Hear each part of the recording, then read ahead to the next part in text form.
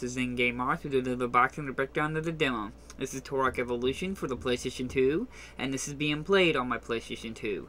Now, Turok Evolution is a game that I grew up playing because it was a Christmas gift from my parents a long time ago.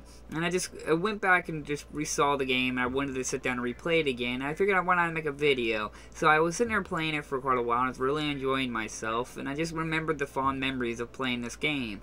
Now, the game isn't perfect. There are some little hindrances just for its time. But for the most part of the game has aged pretty well. But then again, I have very low standards when it comes to retro gaming. I generally can just play any old game and have a lot of fun with it.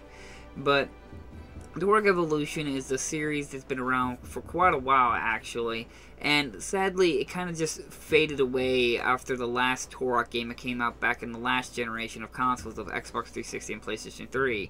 So it's kind of nice to come back and replay it again back on the PlayStation 2 one. Now, Turok has always been a first-person shooter, and it's always been about, quite actually, for its time, it really pushed animation actions from the enemies, from their awareness to how they die, mostly how they die, and just the blood and gore for the time. It was a pretty violent game from the Nintendo 64 versions to this version, and then not too much the last version. They went with a different direction with that one. Not necessarily that's a bad game, but I think the older ones are the ones people hold dear close to their hearts, especially me with Turok Evolution.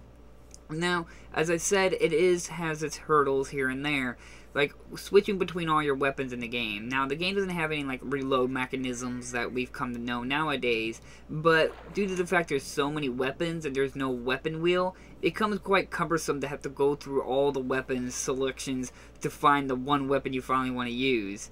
As well as that, the game does have its little hiccups of just perspective design, and just sometimes the pressure button system in the game can be kind of hard to land on your perfect shot or the perfect jump points at certain moments. But for the most part, the game played great and felt great. I remember it fondly back when I was a kid, and maybe I have a bit of a nostalgic speaking from it, but due to how much I love the weapons in the game and how violent it is and how rewarding it is at the time, especially when you had the flying bird mode, we had to fly this bird, pterodactyl, and dodge all these things, which is a very difficult and challenging part in the game.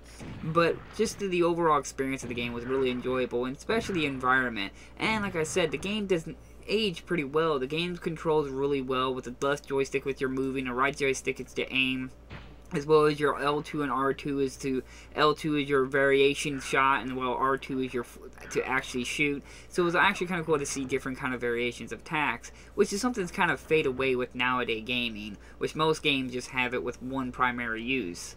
While this is, of course, back in the older days, they was always using like different kind of attacks with different guns. Like guns had two different uses, which is kind of cool.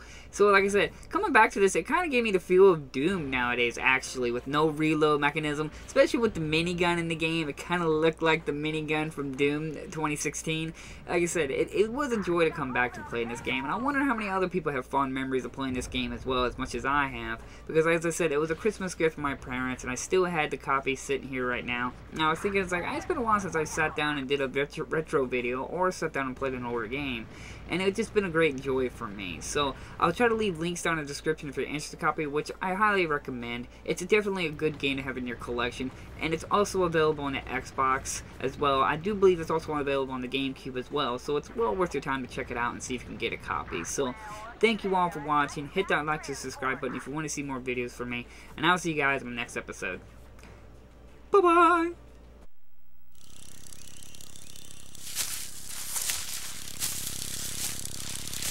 Yeah.